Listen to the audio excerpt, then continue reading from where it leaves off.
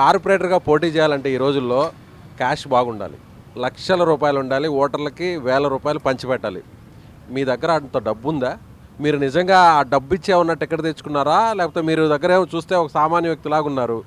ఏంటి ఆ కథా కమిషన్ చెప్పండి ఒకసారి. అన్న, కార్పొరేటర్ గెలవాలంటే పైసలు అవసరం లేదన్న, పని అవసరం. పని చేయాలి, పని చేస్తాం. ఇది వేరే వాడ ఎట్లా ఉన్నది, మా వాడ కూడా అట్లా ఉండాలని అవి తీసుకుపోయి ముందుకు తీసుకుపోతాను. వాడల మనుషులకి అర్థమైతే, అరే ఈయన ఫలా హోమ్ మినిస్టర్ మనిషి ఉన్నాడు, సెంట్రల్ గవర్నమెంట్ది ఫండ్స్ ఉంటాయి, రోడ్ అయినా కానీ, సెంట్రల్ లైటింగ్ అయినా కానీ, మోరీలు అయినా కానీ, హాస్పిటల్ అయినా కానీ, జిమ్ అయినా కానీ, ఈయన తెస్తాడు, ఈయన చేస్తాడు అని వాళ్ళకు నమ్మకం వస్తే వాళ్ళు ఓటేసి నాకు గెలిపిస్తారు. నేను అదే కాన్సెప్ట్ తోటి నేను ముందుకు పోతున్నా అన్న, అదే దాంతో పోతున్నా.